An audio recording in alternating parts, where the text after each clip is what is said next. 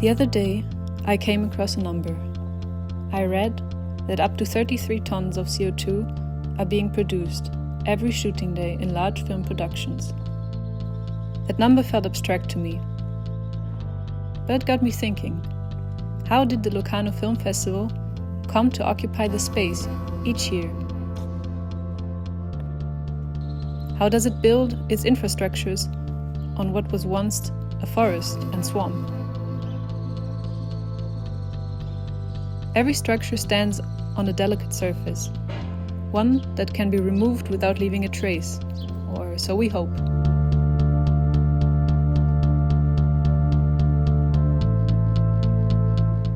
The festival is temporary, but the resources it uses, electricity, fuel, construction materials, are not.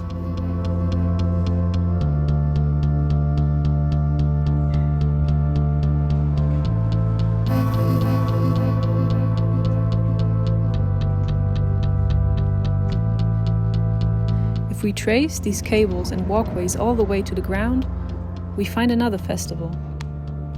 Tiny ants tirelessly build, gather, and exchange, much like we do above them. Observing these ants reminded me that we, too, are part of a massive, interconnected system, one that's far more delicate than we often realize. How did all of this start? In 1928, the earliest footage I found of the Piazza Grande shows people dancing during a local celebration known as the Feast of the Camellias.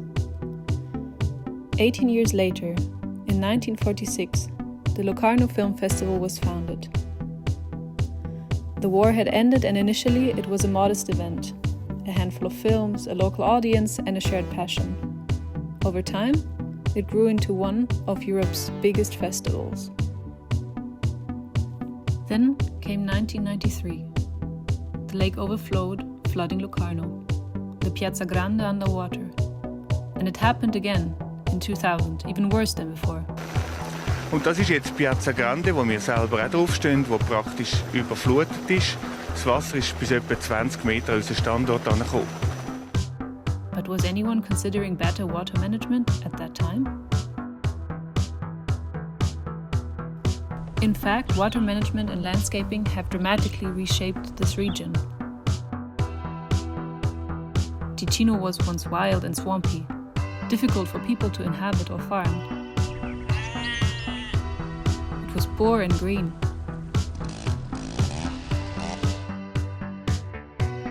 To make it accessible and useful, we extracted, excavated, expropriated, and expanded.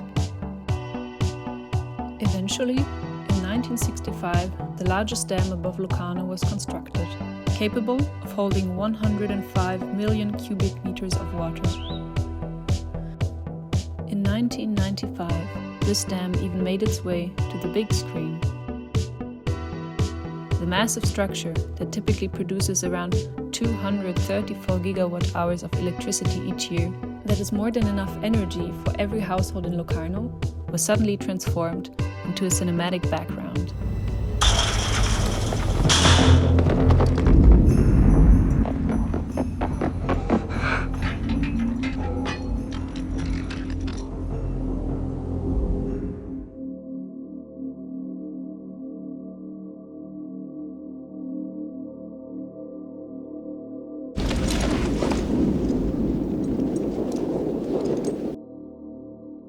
The Locarno Film Festival is increasingly trying to be, or at least appear, sustainable. It claims to be powered by 100% renewable energy, presumably linked to hydropower from dams like Versasca. In 2021, the festival introduced a new prize in the name of sustainability. The part award goes to Agora by Hala Edin Slim. In 2023, 2 climate activists from the group Renovate Switzerland glued themselves to the stage during an award ceremony. We're not happy to be here. If we're here, it's because we understand what climate change means for us and for you. The festival's artistic director, Gianna Nazzaro, handed them his microphone saying, We are here for the same cause.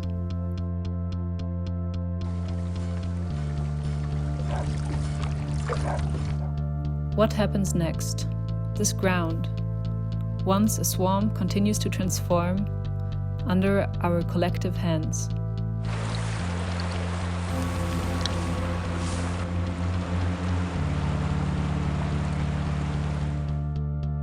We can choose to keep building and sealing over it, or we can find new ways to coexist, to share this space with the life beneath our feet. I hope our future holds more dialogue than destruction.